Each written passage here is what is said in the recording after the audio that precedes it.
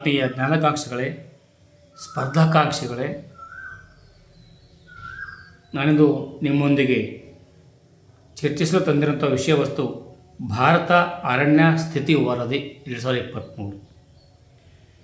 1987ರಿಂದ ಪ್ರತಿ 2 ವರ್ಷಗಳಿಗೊಮ್ಮೆ ಅರಣ್ಯ ಸಮೀಕ್ಷಾ ಸಂಸ್ಥೆ ಪ್ರಕಟಿಸುತ್ತದೆ ವರದಿ ಹೇಗಿದೆ ಅಂತ.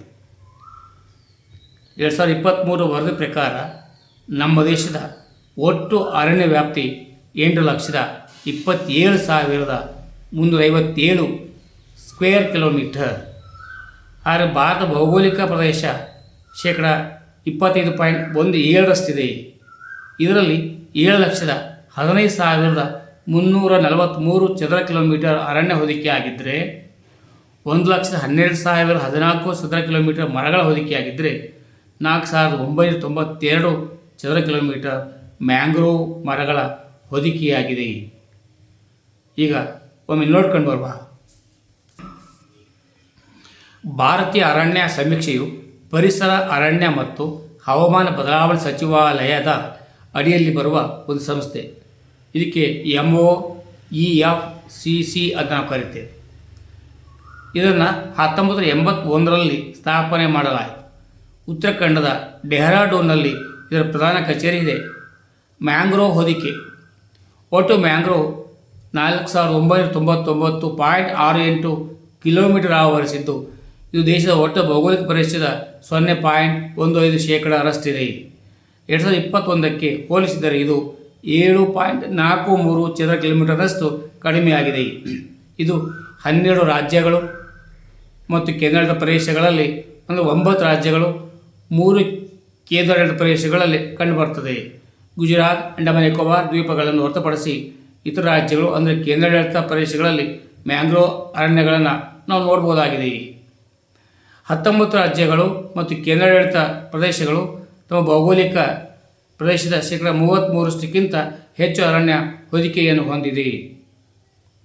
8 ರಾಜ್ಯಗಳು ಅಂದರೆ ಕೇಂದ್ರಾಡಳಿತ ಪ್ರದೇಶಗಳು ಮಿಜೋರಾಂ, ಲಕ್ಷದ್ವೀಪ, ಅರುಣಾಚಲ ಪ್ರದೇಶ, ನಾಗಾಲ್ಯಾಂಡ್, ಮೇಘಾಲಯ, ತ್ರಿಪುರ, ಮಣಿಪುರಗಳು ಶೇಕಡ 75%ಕ್ಕಿಂತ ಹೆಚ್ಚು ಅರಣ್ಯ ಪ್ರದೇಶಗಳನ್ನು ಹೊಂದಿದೆ. ಈಶಾನ್ಯ ಪ್ರದೇಶದ ಒಟ್ಟು ಅರಣ್ಯ ಮತ್ತು ಮರಗಳ ವ್ಯಾಪ್ತಿ ಈ ರಾಜ್ಯಗಳ ಭೌಗೋಳಿಕ ಪ್ರದೇಶ ಶೇಕಡ 67ರಷ್ಟಿದೆ. ಈಶಾನ್ಯ ರಾಜ್ಯಗಳಲ್ಲಿ ಅರಣ್ಯ ಪ್ರದೇಶ ಇಳಿಮುಖವಾಗುತ್ತಾ ಬರುತ್ತಿದೆ. ಮಿಜೋರಾಂ ಮಾತ್ರ 178 ಚದರ ಕಿಲೋಮೀಟರ್ಗೆ ಹೆಚ್ಚಳ ದಾಖಲಿಸಿದೆ. ಪಶ್ಚಿಮ ಘಟ್ಟಗಳಾದ್ಯಂತ ಅರಣ್ಯ ವ್ಯಾಪ್ತಿಯು ಮೌಲ್ಯಮಾಪನವನ್ನು ಮೊದಲ ಬಾರಿಗೆ ನಡೆಸಲಾಯಿತು. ಕೇಂದ್ರ ಪರಿಸರ ಸೂಕ್ಷ್ಮ ಎಂದು ಗುರುತಿಸಿದ ಪ್ರದೇಶವು 2013ರಿಂದ 58.22 ಚದರ ಕಿಲೋಮೀಟರ್ ಅರಣ್ಯ ಪ್ರದೇಶವನ್ನು ಕಳೆದುಕೊಂಡಿದೆ ಎಂದು ವರದಿಯಿಂದ ತಿಳಿದುಬರುತ್ತದೆ.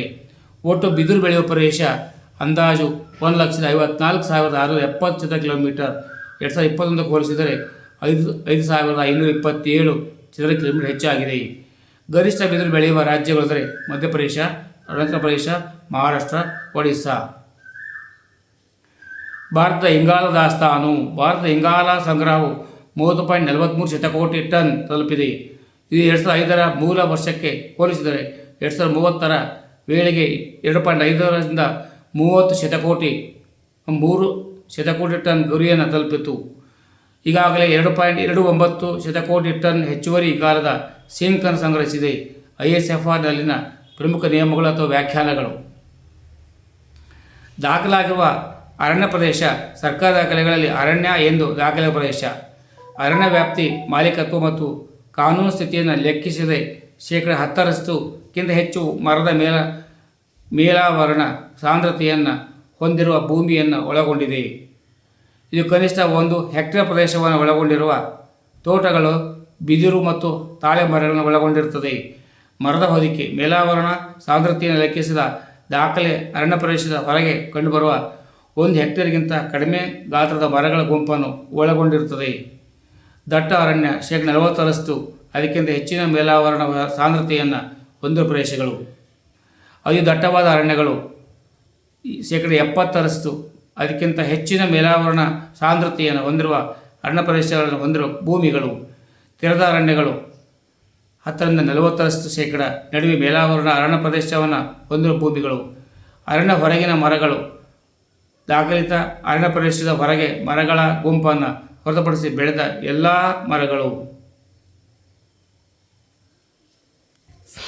8ನೇ ದ್ವೈವಾರ್ಷಿಕ ಭಾರತ ಅರಣ್ಯ ಸ್ಥಿತಿ ವರದಿ ISFR 2023 ಪರಿಸರ ಸಚಿವರು ಬಿಡುಗಡೆ ಮಾಡಿದರು.